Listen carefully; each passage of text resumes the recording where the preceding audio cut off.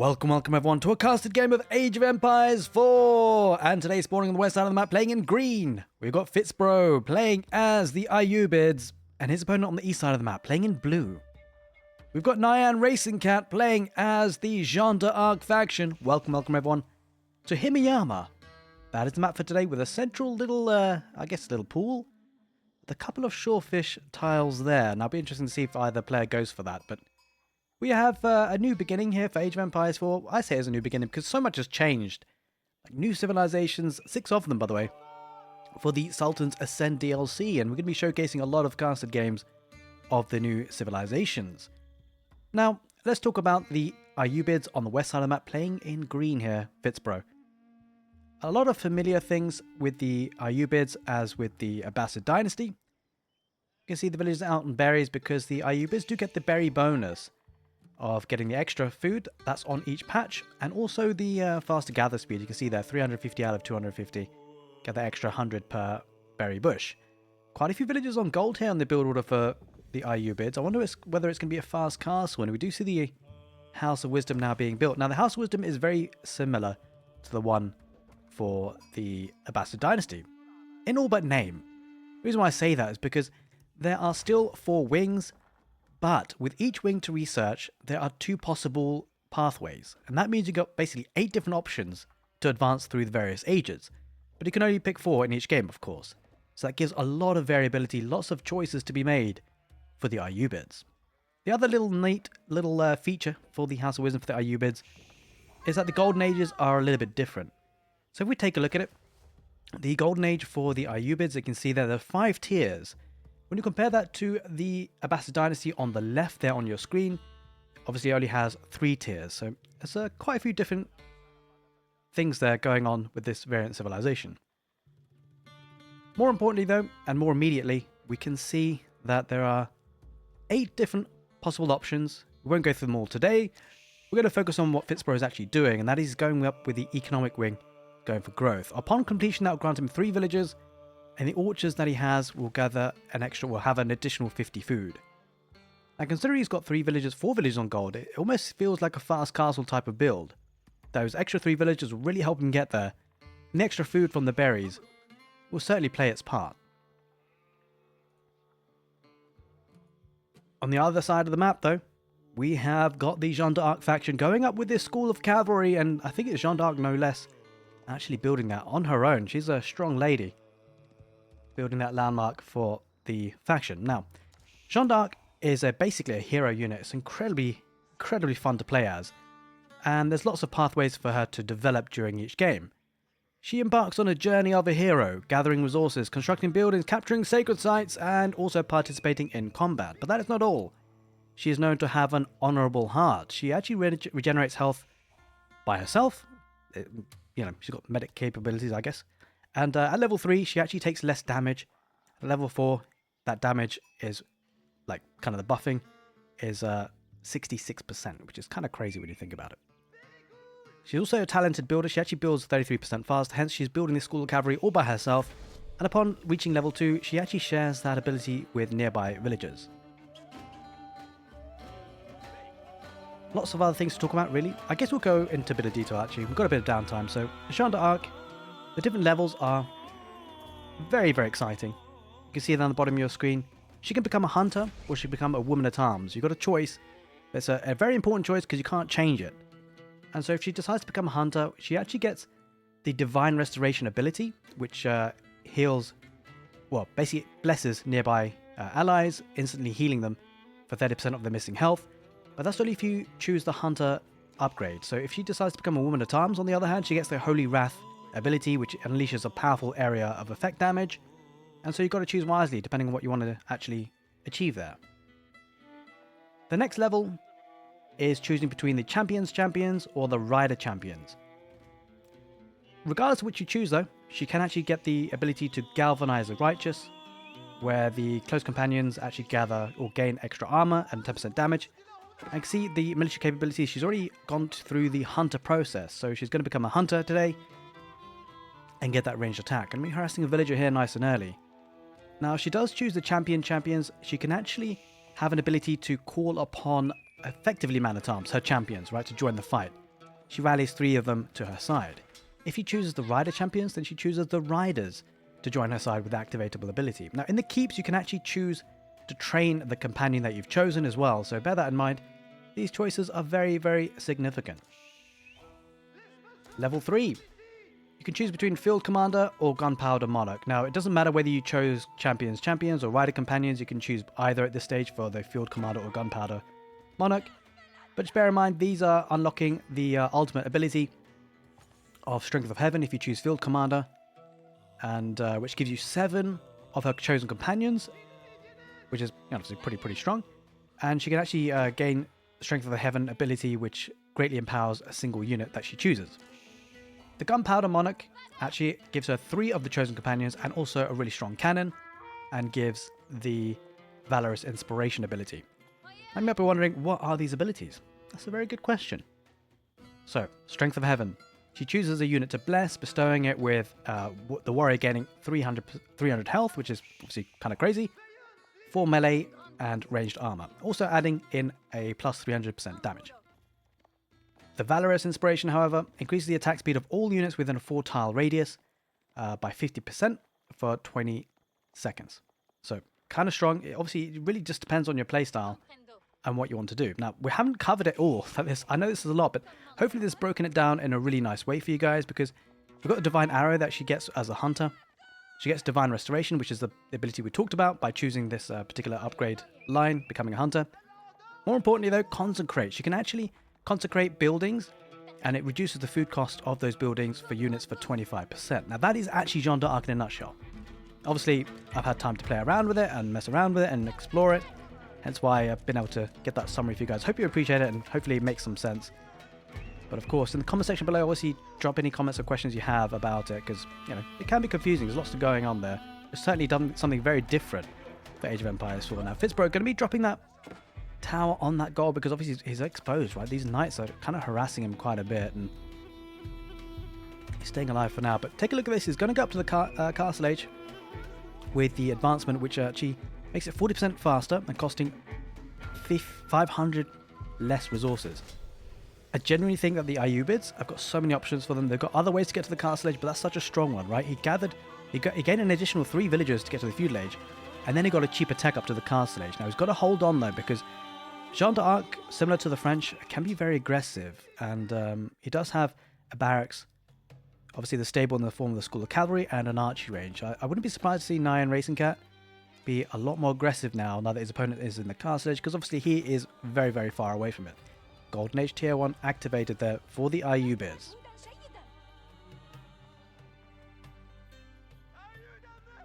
Now, I would like to say a very big thank you for everyone supporting the channel. Hopefully I'm going to be hosting some show matches with the new civilizations, new factions. I hope you guys enjoy that too, and I'll be uploading those onto YouTube later, I suspect.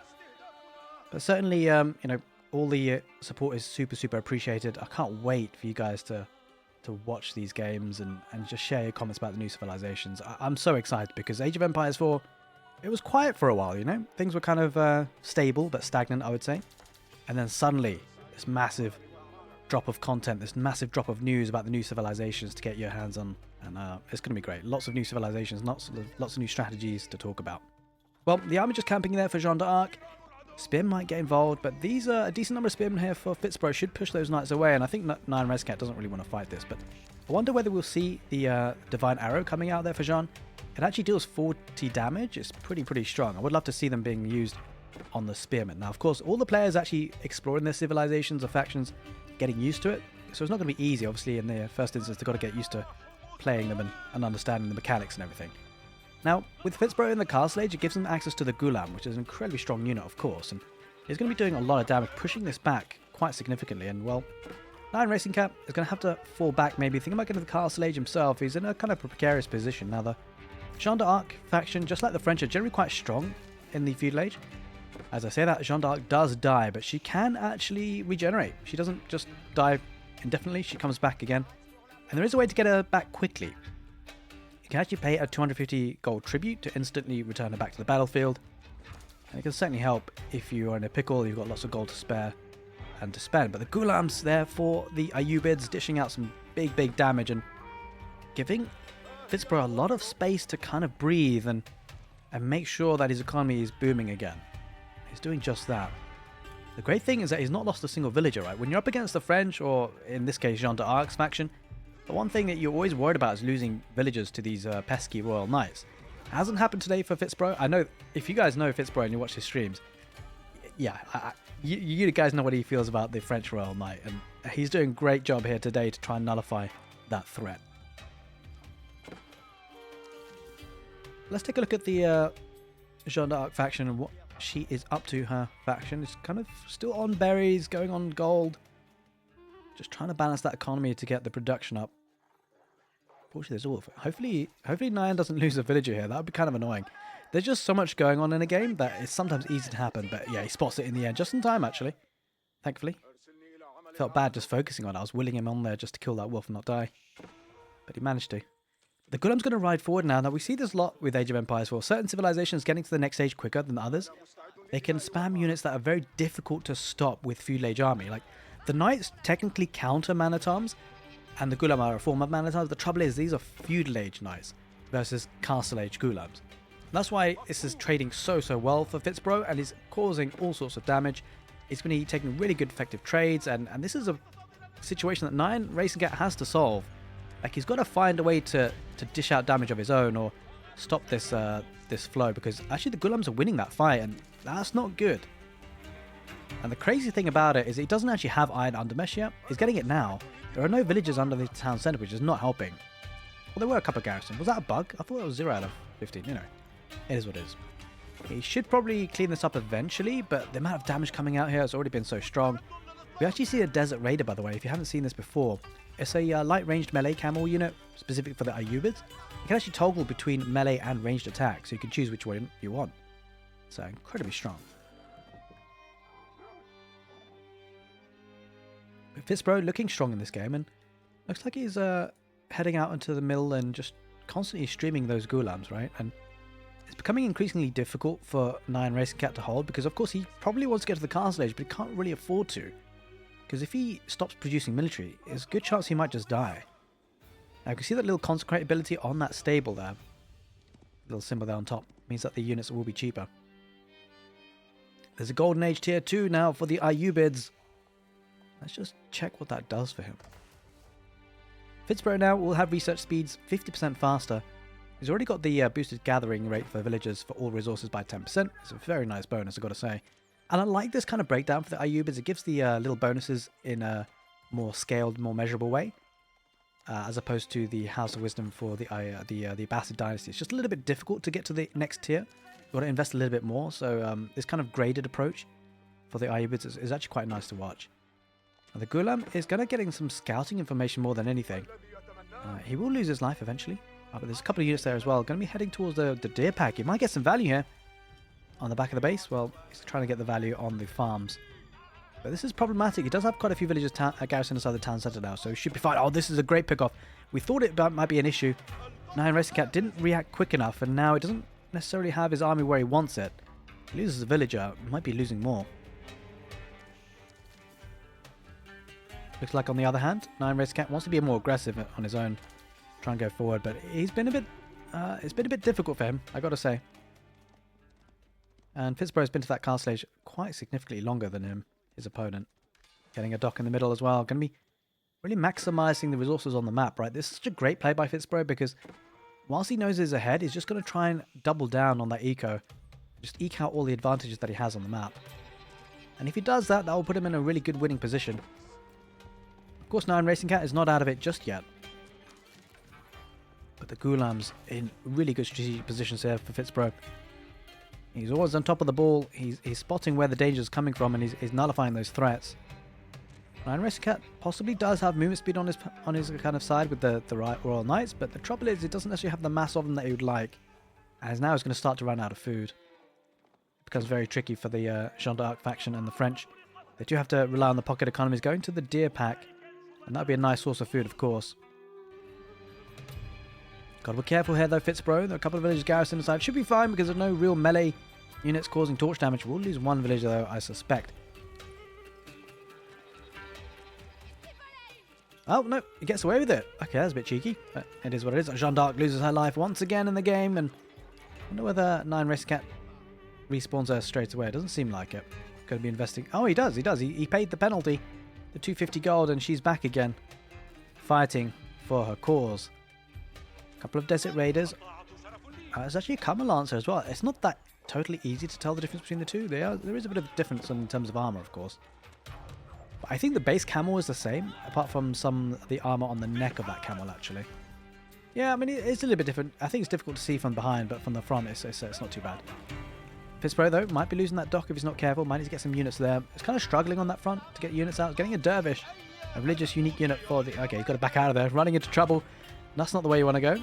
Does have a camel lancer. Now, I think the Iubids actually look like a really hard counter to the French and Jeanne d'Arc faction, I've got to say. Like, if we thought the Abbasid dynasty was a good counter, this looks even stronger. We'll be losing the fishing ship to the melee. It's a bit of an oversight there, but, well, it gets another one out. Camel Lancer might have to back away. It does have a charge attack, by the way, this Camel Lancer. Oh, no, no, no, no, no, no. Takes a bad trade. Nyan acingcat will be happy with that. But what you probably won't be happy about is the fact that he's still stuck in the feudal age. And he needs to get to that castle age because he's going to be out-teched heavily. You can see the blacksmith upgrades coming in nicely. Wedge rivets is already in, and the veterans are coming in. And he's also going to be getting horticulture. I love this addition for the dervish, actually. He's already picked up 2 relics. He's going to get a 3rd as well. The dervish is a really nice, unique unit. It looks great. But not only that, it can actually have this mass heal ability. And it's quite nice if they're carrying the relic.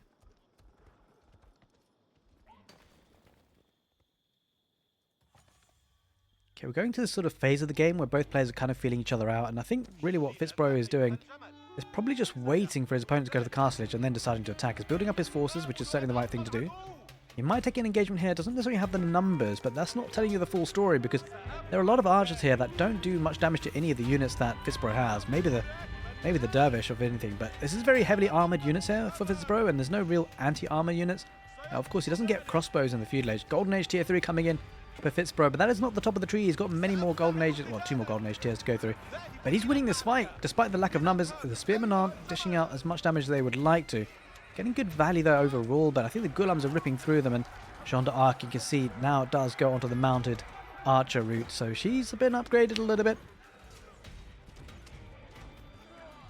Let's take... Oh, she dies. I was just about to take a look at what he chose, whether it was companions of the Man-at-Arms line or the Riders champions. We will never find out. I take it back. We will find out eventually. Depends, though, whether Nyan acingcat decides to use the Return of the Saint. Oh, okay, that's interesting. Every time you use it, the cost goes up. Before, it was, I think it was 250 gold. Now it's 500. That's very, very interesting, guys. Picks up a relic. Might try a Wallalow here, fitzbro. Listen to the new Wallalow sound. It's absolutely phenomenal. I gotta love it. I don't think the Wallalow worked, but he's gonna try it.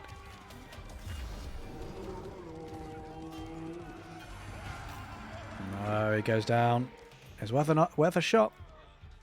But with this Nyan acingcat, still in the feudal age, but he's losing this fight. Actually, no, he should be winning this fight, but he's losing lots of numbers. But as I say that, a couple more reinforcements does come in for fitzbro. They'll make the victory a little bit less sweet here for Jeanne d'Arc. He does lose a couple of villages there, taking the deer pack. Eventually, the Iubids will falter in this little skirmish. Forward farm for the win there for Nyan.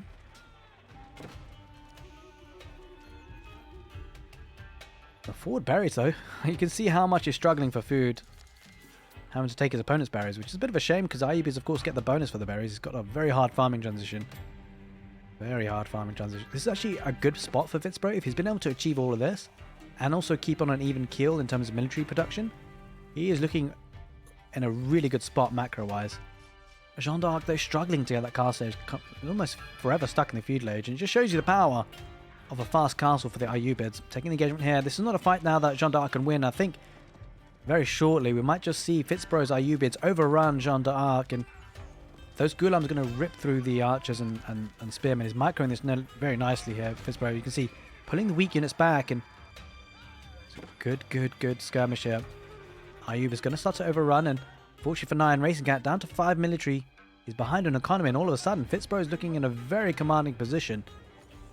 Question is, though, can he see the game through? He might need to get some siege just to finish this off. He's going to look to get a sacred site in the south. Has already got 3 relics. Might be looking to get more as well. I would love to see him just ignore this, though. No real reason to take out the farm. Probably just macroing back at home. We do see Jeanne d'Arc on the mounted archer.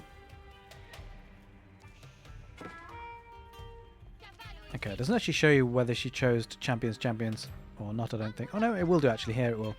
There we are. She went for the riders champions. Haven't yet seen them in action, but maybe we will. Ah, this is bad for Nyan. He's already down on villagers. Lots of villagers have been killed by the Iub Bids, and I think 4 more about to go down. We're going to try and repair maybe, or just make a run for it. Oh, fitzbro wasn't paying attention there, and he might just escape with the villagers. Oh, he's spotted now maybe. Yeah, he's going to continue the chase, and these are camel lancers, so they should be able to catch with them fine. And he's going to head back. He's going to take the outpost first. He's playing this slowly and methodically. Doesn't want to risk anything. Maybe just conscious of possibly a bait happening, but the camel lancer was chasing. Was one that peeled away in the south. Oh, well, no, I don't think it's going to work, but the knights will take him down, and relic is nullified for now. Starting to build up numbers of military again, once again. 9 racing cat, but again, still stuck in the feudal age. Look at the economy here, absolutely buzzing. And I'm not sure. Let's just take a look at how much of a farming economy he has. Not a lot. This is looking bad for Nyan. Does have the consecrate on the School of Cavalry, so the units will be cheaper. But yeah, it always felt like he was always behind, and he couldn't survive in that feudal age if he teched up. Just didn't have the units to have as a standing army. Does take a village on the berries. Nicely done. But the tower in a nice spot to save the rest of them.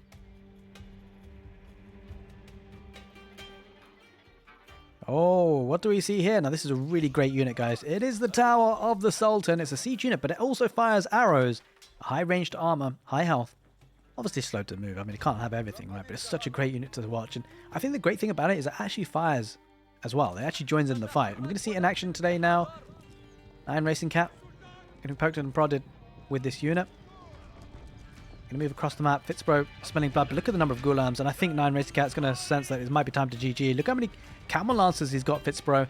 He's going to chase this down with ease, and then that siege tower is going to do all sorts of damage. The question is, will he get a chance to? Because, oh, okay, he's leading him up to the reinforcements coming in for Jeanne d'Arc. Going to engage with the spearmen, but he doesn't take the bait there, Fitzbro. He's going to charge him in the ghulams instead, and let the camel lancers dive on the knights if they can. Spearmen aren't going to engage, but doesn't really feel like he's got enough. Going to try and take down Jeanne d'Arc with the camel lancers charging in.